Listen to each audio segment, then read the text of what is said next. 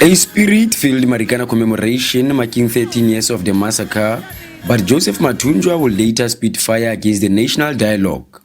The national dialogue was supposed to have been convened soon after the Marikana massacre to discuss the economic crisis in our country, the looting of our resources by foreign directives, whom they call them foreign direct investors, illicit financial flows, and the lack of transformation in the mining sector under the ineffective mining charter. We should have had a national dialogue to stop politicians from having business interest in all mining sectors.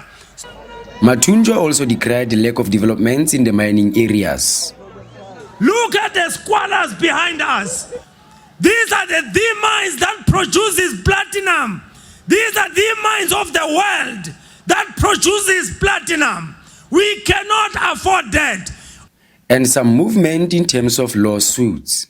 Those that spent time in custody have been settled, and those that were injured have been settled. We would understand that we created two forms of claims, one against the state and second against the president in his personal capacity, as well as against loanmen. Now, instead of settling the claim against him as well as loanmen, the president raised technicalities to try and dismiss the claims that we brought. And fortunately for our clients, the court in Johannesburg, in the South Gauteng High Court, dismissed the technicalities, and therefore the only thing that we are waiting for is a date for us to have an argument in court. We were only able to settle on the loss of support component of the claim. But in terms of the actual damages claim, the general damages claim, the claim for pain and suffering, for psychiatric injury, for grief and emotional trauma, the state refused to put an offer for settlement. In fact, they refused to engage on settlements entirely, but simply settled on the loss of support component, which, as you would understand, is an obvious one. Families of the deceased mineworkers say they are not happy with the status quo. She says nothing has changed. I still feel the same pain as before, and I feel it more as time goes on. I haven't healed.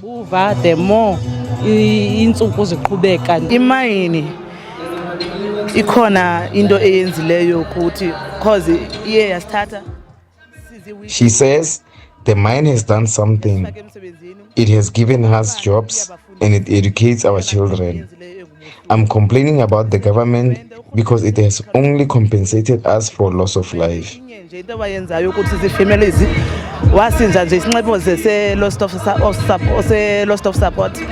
Meanwhile, AMCU says it is now pushing to have its lowest paid members earning 25,000 rand a month. It says it has long won the struggle for a monthly salary of 12,500, which it waged in 2012.